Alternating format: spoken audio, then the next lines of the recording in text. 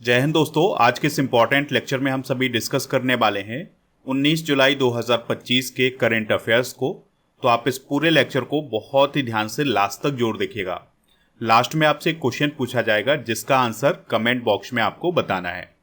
तो आज का पहला और इम्पॉर्टेंट क्वेश्चन है, सिम्बैक्स अभ्यास 2025 का आयोजन कहाँ किया जाएगा?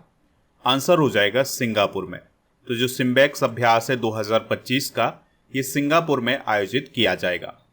सिम्बैक्स अभ्यास का फुल फॉर्म क्या होता है? Singapore India maritime bilateral exercise. तो ये इसका फुल फॉर्म होता है। इस बार इसका 32वां संस्करण आयोजित होने जा रहा है। इसका आयोजन कहाँ होगा? सिंगापुर में और साउथ चाइना सी में। दोस्तों, इसमें भारतीय नौसेना और रिपब्लिक ऑफ सिंगापुर नेवी यानी कि जो सिंगापुर की नौसेना है वो शामिल होगी।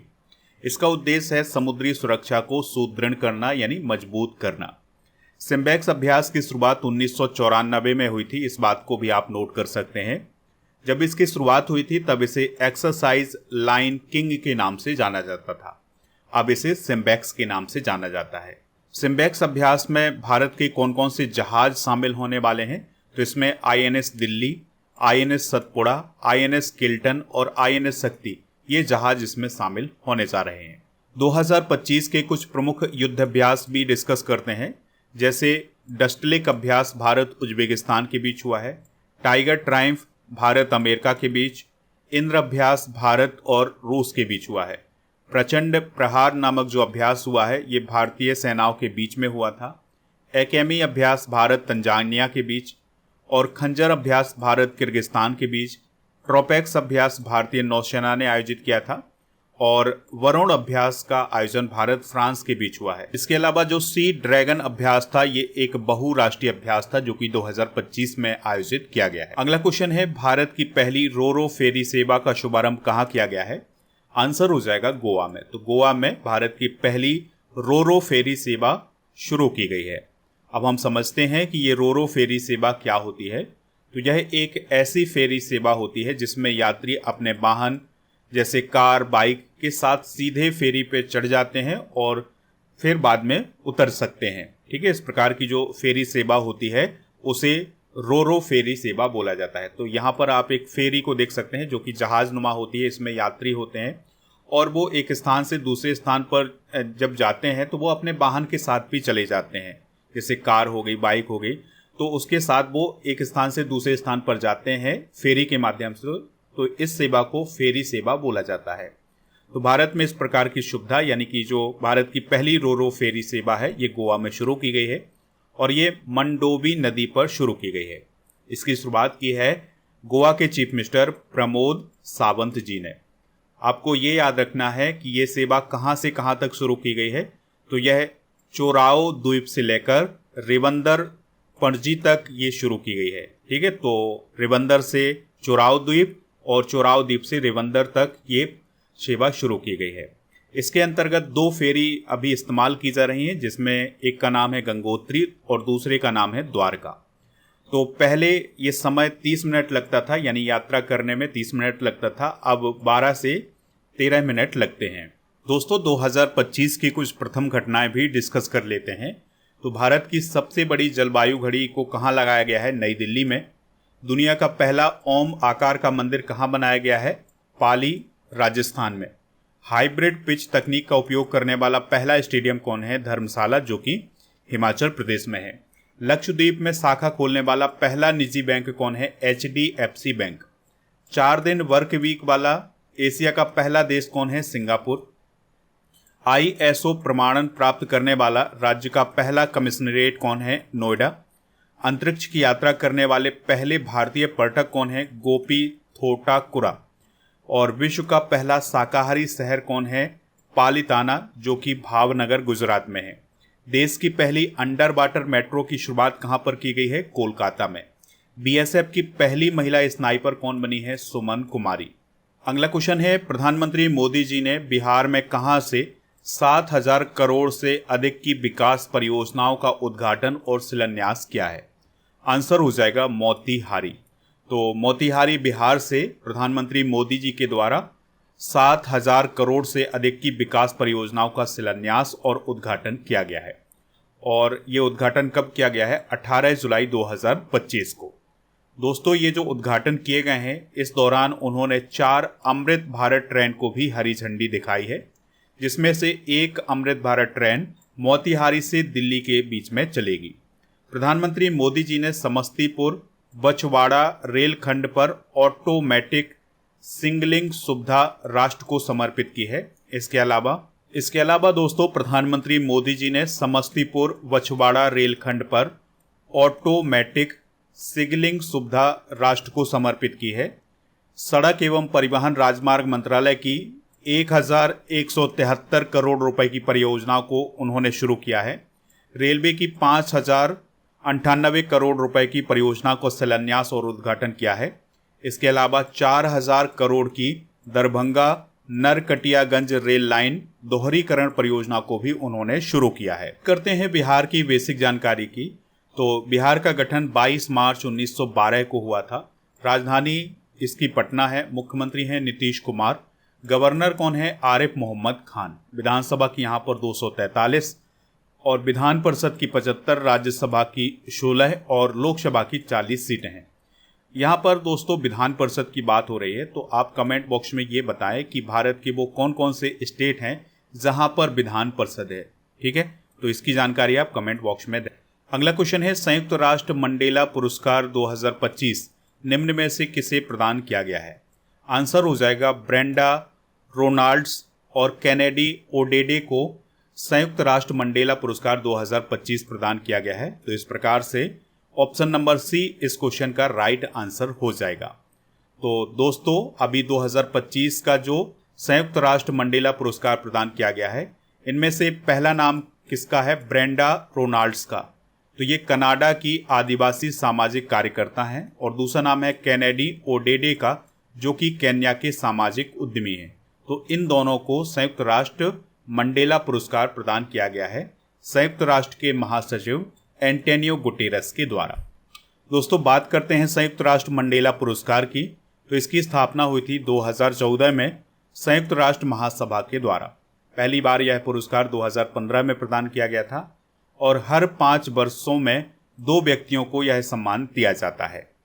पुरस्कार आमतौर पर 18 जुलाई को दिया जाता है, जब नेल्सन मंडेला अंतर्राष्ट्रीय दिवस मनाया जाता है। और इस पुरस्कार का उद्देश्य क्या है? नेतृत्व, सेवा, विनम्रता और एकता जैसे मूल्यों को बढ़ावा देना। हाल ही में प्रदान किए गए कुछ प्रमुख पुरस्कार डिस्कस करते हैं। जैसे कलिंग रत्न पुरस्कार 2024 धर्मेंद्र प्रधान जी को दिया गया है। हेम बहादुर मल्ल पुरस्कार नेपाल के पूर्व प्रधान न्यायाधीश कल्याण श्रेष्ठ को दिया गया है। संयुक्त राष्ट्र जनसंख्या पुरस्कार 2025 वर्षा देश पांडे जी को प्रदान किया गया है। IESA उद्योग उत्कृष्टता पुरस्कार 2025 तेलंगाना को मिला है। Order of the most ancient Welwitschia mirabilis Namibia के द्वारा प्रधानमंत्री नरेंद्र मोदी जी को दिया गया है। चिंथा राविंद्रन पुरस्कार 2025 शरण कुमार लिम्बाले को दिया गया है। Hollywood walk of fame star दिया गया है दीपिका पादुकोण को। और घाना में ऑर्डर ऑफ द स्टार सम्मान दिया गया है PM मोदी जी को। अगला क्वेश्चन है, सुजीत कलकल ने United world wrestling ranking series में कौन सा मेडल जीता है? तो उन्होंने गोल्ड मेडल जीता है। तो दोस्तों, जो सुजीत कलकल हैं यह भारतीय रेसलर हैं। तो उन्होंने UWW रैंकिंग सीरीज में गोल्ड मेडल हासिल किया है। तो यह इस वर्ष की किसी भी UWW रैंकिंग सीरीज में भारत का पहला गोल्ड मेडल है। और ये जो प्रतियोगिता आयोजित की गई थी, यह हंगरी की राजधानी बुडापेस्ट में आयोजित की गई। चलिए दोस्तों, कुछ पिछले स्पोर्ट्स करंट अफेयर्स को एक बार रिवाइज करते हैं। तो इंग्लैंड के जो क्रिकेटर हैं जेम्स एंडरसन, तो उन्हें यूनाइटेड किंगडम में नाइटहुड का सम्मान दिया गया है। और विराट कोहली T20 में 100 अर्धशतक लगाने वाले पहले भारतीय बने हैं। ऑस्कर पियास्त्री ने 2025 बहरीन ग्रैंड प्रिक्स को जीता है। मोहन बागान ने ISL 2024-25 का खिताब जीता है। ISL फुटबॉल से संबंधित है, इस बात को आप याद रखिएगा।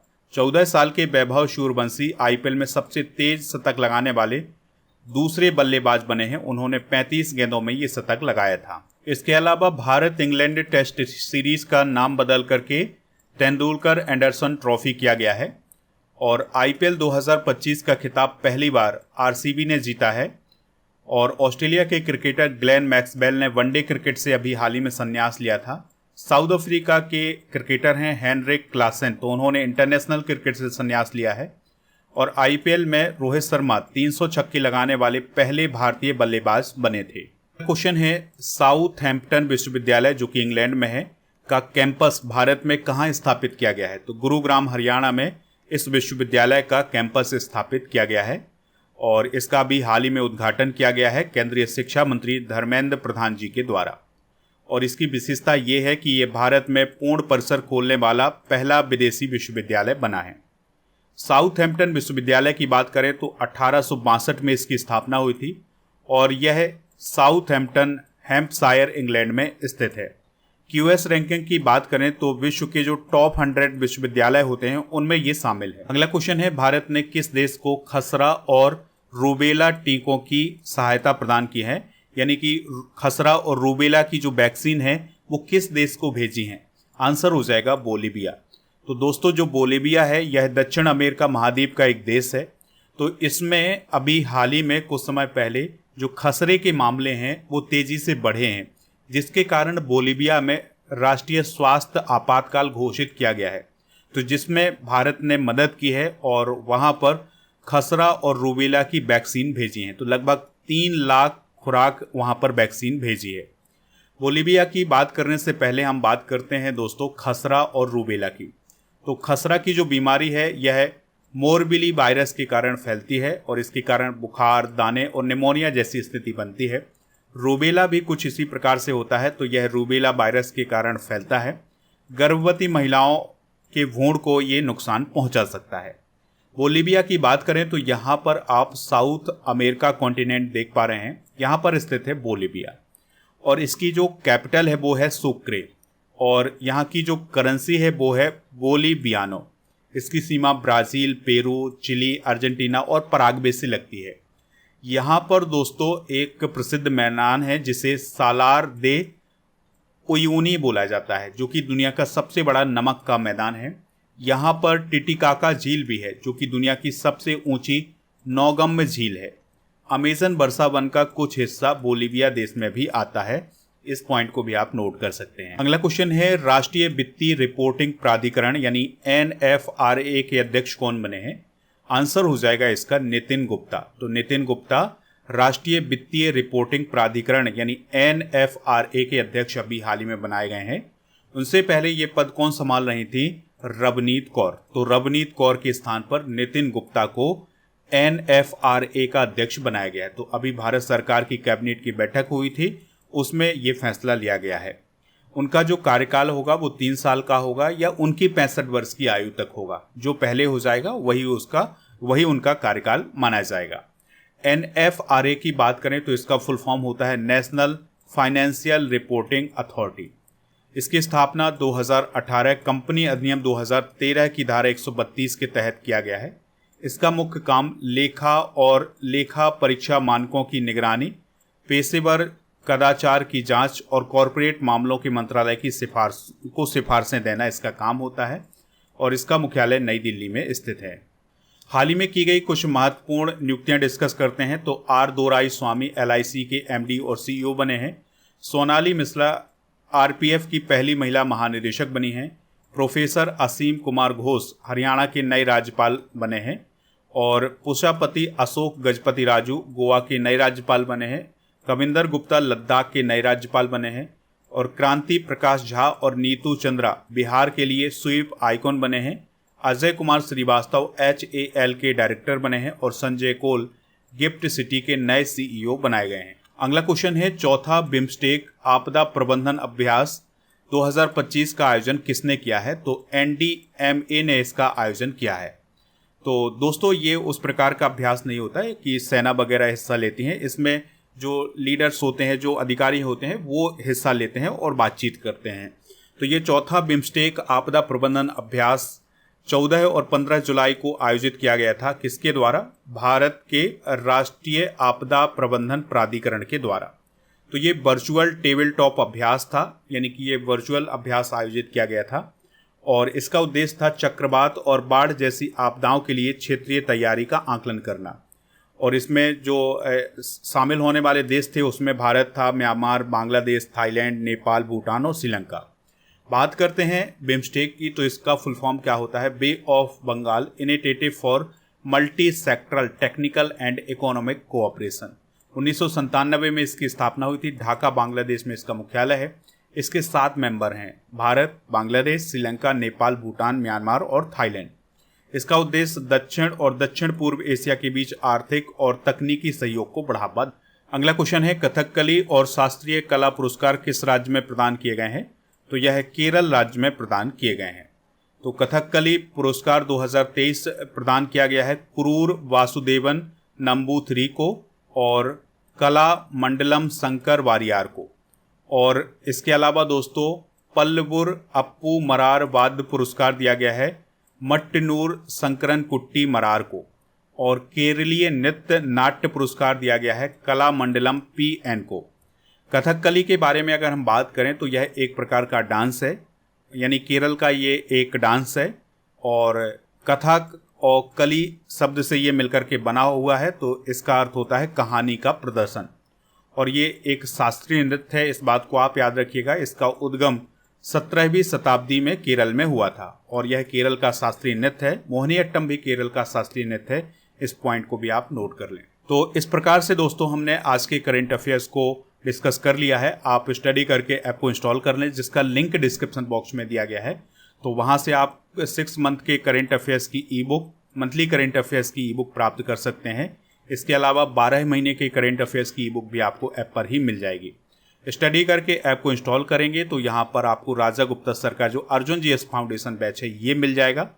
और अगर आप इस बैच को ज्वाइन करना चाहते हैं तो उसके लिए कूपन कोड यूज करें RAINY600, तो आपको इसमें छूट मिल जाएगी।